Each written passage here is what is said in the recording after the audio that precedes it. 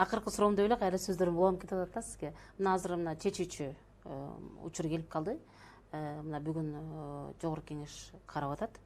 Деги эмени чечимди ошол жерде эле комиссиянын төрагасы айтты. Бул жерде эркерээк саясий депутаттардын 89 менен колдонсо бул кабыл алынат. Эгерде колдобой калса, анда парламент тарагынга туура келет депчи. Экөөнүн бири несі болот бүгүн? Сиздин божомол боюнча. Менимче бүгүнкү жагдайга алар өздөрү ушундай туңгуйукка кирип алды. Алдына тартса арабасына, артка тартса өгүз өлөт болот. Экөөнүн тең пайда чыкпайт. Неге? Биринчиден, эгер алар конституцияны тебелеп, мыйзамды тебелеп өтүп, анан тиги кишинин кол тийбестигин алышса, эртеби кечпи жоопкерчиликке өздөрү тартылат. Неге? Себеп булар кечээ майда кабыл алган, тез шашып кабыл алган мыйзамдын негизинде алган болсо, дүйнөлүк практикада ушундай бар да. Мыйзам артка иштебейт. Түшүнөсүзбү? Эгерде ушул өтө мындай бир жагдайды жамандыкка тартуу боюнча артка иштебейт. Жагдайды жеңилдетүүгө болсо иштейт. Атамбаевди жакшы көрөсүзбү, жаман көрөсүзбү, каргайсызбы, мактайсызбы? Экинчи маселе. Күнөөсү барбы? 100%. Ушул бүгүнкү түзүлгөн кырдаалга анын тиешеси барбы? 100%. Өз колу менен жасады. Баарын өз колу менен. Өзү үлгү көрсөттү. Соту жок, башкасы жок, камалыш керек деп. Бирок эми ал өзү ушундай жасаган деп туруп, сен андан акылдуураак болсоң, ал өзү ушундай кылган деп туруп, андай жасаганга барбашың керек да сен. Мен айтып атпаймынбы?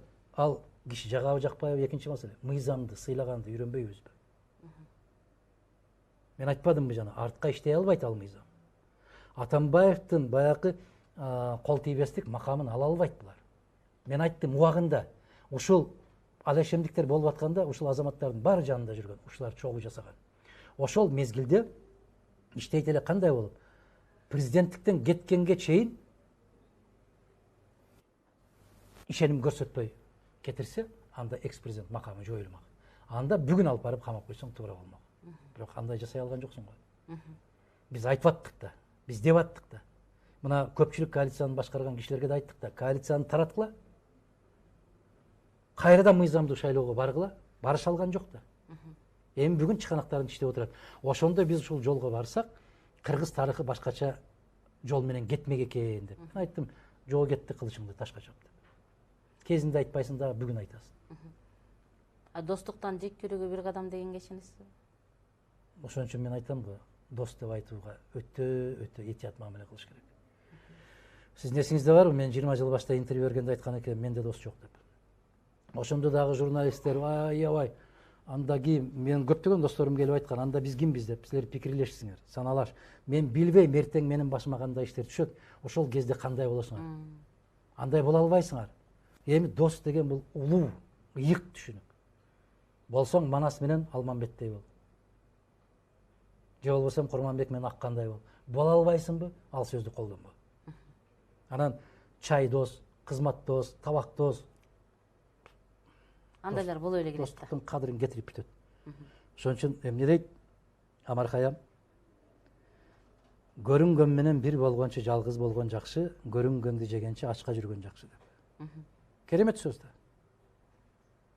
Анан бүгүн эки кружка пиво ичип алса эле досум деп эле колтукташып калышат. Жалган сөз, бүт баары жалган. Сизге чоң рахмат. Биз экөөбүз көп тема жөнүндө сүйлөшкүм келет. Мен ойлойм, биз мындан кийинки маектешибизди экөөбүз мындай тематикага бөлүп алып туруп анан сүйлөшпөсөк, бир күн кечке сүйлөшсөк да сөз бүткүдөй экен. Дайым даярбыз. Суйта болгондо дагы мени кечээ эфирге чакырганда айттым да, мен телеге эмес, мен кишиге келдим деп. Бүгүн ошол сыяктуу сүйлөшө бер кишиң болсо, сен сүйлөп аткан нерсени ошол аңдып билсе, түшүнсө, анан бүгүнкү күндө ушундай болуп калды, дебат деп чакырып алат дагы, сен төө десең ал бээ дейт. Ага түшүндүрүп отуруштун кажети жок. Момундай болуп бир төлүктүүлүк жөнүндө, адамгерчилик, баалуулуктар жөнүндө өтпөгөн бир баалуулуктар бар да.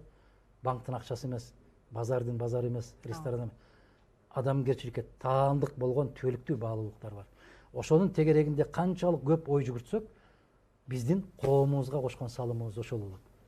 жок дегенде көрүп отурган кишилерден бир канчасы ушул ойго кошулуп туура деп айткан болсо, демек биз бекер жашабай калган болобуз. Чындыгында айтат го, мындай пайдаң тийбесе дагы зыяның тийбесин дегендей да. Ошон үчүн мен да сиздин саясатчы катары чындыгында сыйлайм. Ишиңизде ийгилик болсун. Рахмат. Биздин чакырууну кабыл алып келип берген үчүн ыраазычылык билдирейин. Анткени биздин маектешүүдөн телекөрүүчүлөр да өздөрүнөн бир пайдалуу нерсе алып калса керек, зыян нерсе албады деп ойлойм. Биз дагы ошондой деп ойлойбуз. Ишенебиз, Кудайга кааласа. Рахмат сизге.